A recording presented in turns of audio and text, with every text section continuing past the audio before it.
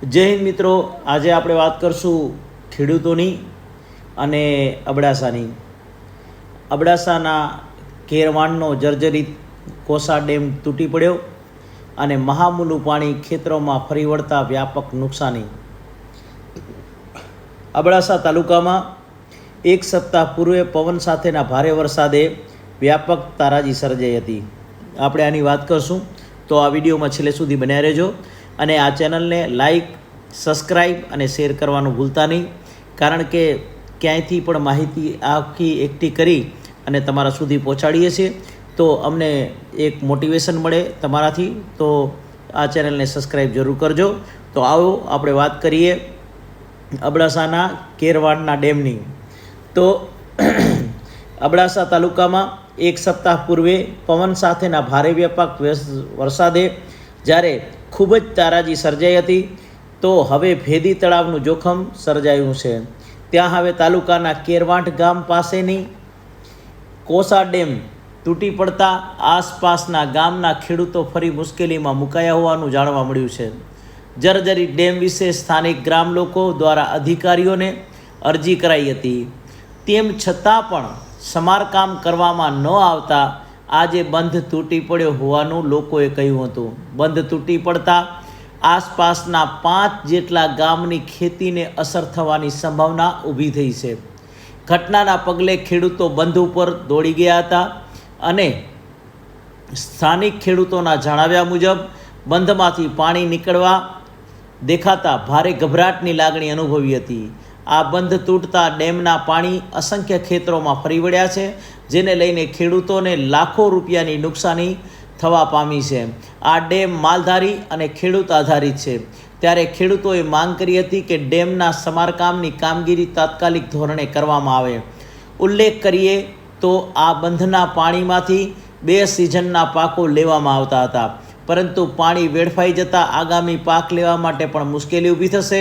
અલબત્ત સિંચાઈ વિભાગના અધિકારી ચિરાગ પટેલે આ અંગે કહ્યું હતું કે હાલ પાણી વહી રહ્યું છે, જે નીકળી ગયા બાદ ટૂંક સમયમાં આ બંધનું કામ શરૂ કરવામાં આવશે અને તાલુકાના 5 ડેમના કામની મંજૂરી મળી છે, તેમાં હવે આ ડેમના કામ માટેની અલગથી મંજૂરી લેવામાં આવશે. આ વેળાએ હાજર રહેલા કેર સતાર ઓસમાણ, કેર અકલ હાસમ, કેર રમઝાન હાજી, હારૂન કેર ઉમર હાજી આમદ અને આ બધા જ જે ખેડૂતો છે એ લોકોએ ડેમના કારણે ખેતીમાં નુકસાની અંગે તંત્ર દ્વારા વળતર અપાય એવી માંગ કરી હતી. આ રીતે આ અબડાસામાં જે આ ડેમ તૂટી પડ્યો એની લીધે થઈ અને આ ખેડૂતોને તકલીફ થઈ અને એમના જે ખેતર હતા એની અંદર જે પાણી ફરી વળ્યા એના લીધે પાકને પણ ખૂબ નુકસાની થઈ છે. તો આ રીતે અહીંયા કનેના જે અબડાસાના એક આ ન્યૂઝ છે એ મેં તમને કહ્યા. અને અબડાસાના સાથે સાથે એક બીજા ન્યૂઝ હતા, જે એ ન્યૂઝ પણ હું તમને કહી દઉં, એટલે એક વાત અહીંયાથી હું તમને આગળ કહી શકું. મિત્રો, અબડાસાથી બીજી ખબર એ છે કે ચાંદીપુરા બાદ હવે રાજ્યમાં એક ભેદી બીમારી માથું ઉચકવા લાગી છે. કચ્છ જિલ્લાના લખપત અને અબડાસા તાલુકામાં છેલ્લા 4 દિવસ દરમિયાન 12 જેટલા લોકોના શંકાસ્પદ મોત થતાં આરોગ્ય વિભાગમાં દોડધામ મચી છે. લોકોના શંકાસ્પદ મોતનો સિલસિલો યથાવત રહેતા રાજ્યના અલગ અલગ શહેરમાંથી નિષ્ણાત તબીબોની ટીમ કચ્છ મોકલવામાં આવી છે અને 2 દિવસમાં જ સમગ્ર મામલાની તપાસ કરી રિપોર્ટ સુપ્રત કરવા આદેશ કરાયો છે. 2 સગા ભાઈ સહિત 12 લોકોના શંકાસ્પદ મોત થયા બાદ તંત્ર દ્વારા જરૂરી સેમ્પલ લઈ મોતનું કારણ જાણવા તપાસ કરવામાં આવી રહી છે. જે 12 લોકોના મોત નીપજ્યા છે તેમાં બાળકોથી લઈ અને વૃદ્ધનો સમાવેશ થાય છે. પાંદરો બેઠકના કોંગ્રેસ પક્ષના જિલ્લા પંચાયતના સદસ્ય મીનાબા દસુભા જાડેજાએ 4-5 દિવસમાં જે 12 લોકોના શંકાસ્પદ મોત નીપજ્યા છે એમના નામ સાથેને રજૂઆત કરી છે. આ બાબતે મીનાબા જાડેજાનો સંપર્ક કરવાનો પ્રયાસ કરતા તેમના પતિ દસુભા જાડેજાએ કહ્યું હતું કે લખપતના ભેખડા ગામે સગા 2 ભાઈના તાવમાં મૃત્યુ થતાં સહિત અત્યાર સુધીમાં 12 જેટલા લોકોના શંકાસ્પદ મૃત્યુ થયા છે. હાલ કોંગ્રેસ આગેવાનો સાથે લખપત અને અબડાસા તાલુકાના અસરગ્રસ્ત ગામોની મુલાકાત લઈ પરિસ્થિતિ જાણવા અને આ માટે લોકોને તંત્રની યોગ્ય સારવાર મળી રહે તે હેતુથી મદદ કરવાના પ્રયાસ કરાઈ રહ્યા છે. તેમણે એમ પણ કહ્યું હતું કે આરોગ્ય વિભાગની 2 એમ્બ્યુલન્સ મારફતે સર્વબાદ પ્રાથમિક સારવાર કરાઈ રહી છે અને જે પૂરતી નથી. મૃત્યુઆંક અટકાવવા લોકોની યોગ્ય સારવાર મળી રહે તે જરૂરી છે.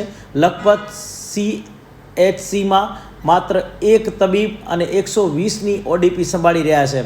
લખપત તાલુકામાં તાવમાં થઈ રહેલા મૃત્યુ અંગે કચ્છના કલેક્ટર સમિત અરોરાએ જણાવ્યું હતું કે બનાવ અંગે આરોગ્ય વિભાગની 22 જેટલી ટીમ દ્વારા સર્વે કામગીરી હાથ ધરવામાં આવી છે અને CHC મંગાવવાના અને દયાપરમાં વધારાના ડોક્ટરો મૂકવામાં આવ્યા છે. હાલ ઘડી કોઈ રોગચાળો ફાટી નીકળ્યો હોય એવું જણાતું નથી. ભેખડા ગામે જે બાળકોના મૃત્યુ થયા છે તેમાં શરદી ઉધરસ થઈ હોવાનું માલુમ પડ્યું છે, જે જત જ્ઞાતિના બાળકોને થયા છે. આ અંગે પશુ સંલગ્નતા અંગેની તપાસ અંતર્ગત સ્વાઇન ફ્લૂ, કોંગો ફીવર અને ડેન્ગ્યુના નિરીક્ષણ માટે બ્લડ સેમ્પલ લેવામાં આવી રહ્યા છે. તેમાં હાલ તો ન્યુમોનિયાની અસર તળે મૃત્યુ થયા હોવાનું જણાવ્યું છે. તેમ છતાં ભેખડા અને આસપાસના સંઘારો, વાંઢ, ભારાવાંઢ સહિતના ગામોમાં પરિવારના સભ્યોના સંપર્ક પણ લેવામાં આવ્યા છે અને આ સાથે રાજ્ય આરોગ્ય વિભાગ સાથે સતત સંકલનમાં છીએ અને તેમજ રાજકોટની રેપિડ રિસ્પોન્સ ટીમ પણ લખપત જવા માટે પહોંચી છે. તેમજ ગાંધીનગરથી પણ ટીમ તપાસ માટે આવી રહી છે. મોતનું કારણ જાણવા નિષ્ણાતોની ટીમ મોકલવામાં આવી.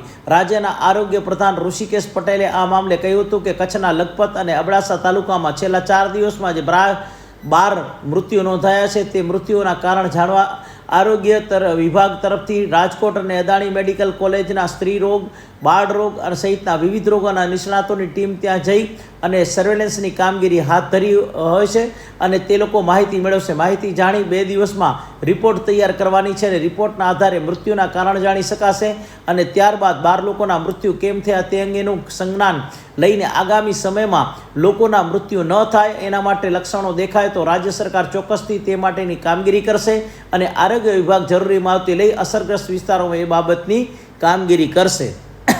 તો મિત્રો, આ રીતે આ આખા જે ઘટના ઘટી છે એ ઘટનાની હું વાત કરું તો આગળ ત્યાંના કોંગ્રેસ પ્રમુખ જેજુવેન્દ્રસિંહ જાડેજાએ પણ લખપત તાલુકામાં તાવથી થઈ રહેલા મૃત્યુ અંગે પ્રતિક્રિયા જાહેર કરી હતી અને જેમાં તેઓએ જણાવ્યું હતું કે જિલ્લાની છેવાડે આવેલા લખપત તાલુકામાં શંકાસ્પદ ન્યુમોનિયામાં 12 લોકોના મૃત્યુ થયા છે. તેમ છતાં સરકાર હજુ સુધી મૃત્યુના કારણ બહાર લાવી શકી નથી.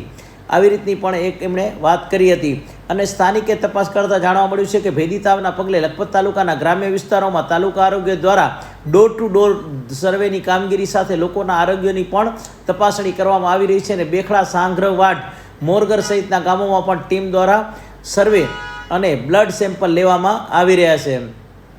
અને આ અંગે અબડાસા વિધાનસભા ક્ષેત્રના ધારાસભ્ય પ્રદ્યુમનસિંહ જાડેજાએ કહ્યું હતું કે અત્યારે લખપત અને અબડાસા તાલુકામાં વરસાદ બાદ જે લોકોના મરણ થયા છે તે દુઃખદ અને ગંભીર કહેવાય છે અને પરંતુ આ કોઈ રોગચાળો કે વાયરસથી મરણ થયા હોય એવું નથી. આ લગભગ અલગ બીમારીના કારણે મરણ થયા છે. તેમાં કોઈ તાવનો તો કોઈ કેન્સરના લીધે મરણ થયા હોવાની જાણકારી મળી છે. તેમ છતાં આ મામલે પ્રાંત સાથે કલેક્ટર સાથે આરોગ્ય વિભાગ સાથે બેઠક કરી અને તપાસ શરૂ કરવામાં આવી છે અને જેમાં આ મૃત્યુ અલગ અલગ બીમારીઓમાંથી થાય છે. તેમાં કોઈની બેદરકારી નથી અને રાજ્યના મંત્રીએ પણ અહીં આરોગ્યની ટીમ મોકલી છે અને છતાં તપાસ ચાલુ છે ત્યાં કને. તો આ રીતે જે એક ઘટના ઘટી એ ખૂબ જ દુઃખદ છે અને અત્યારે જ્યારે આ સમય છે ત્યારે બધા જ લોકોએ ખૂબ જ કાળજી રાખવાની જરૂર છે. જય હિન્દ.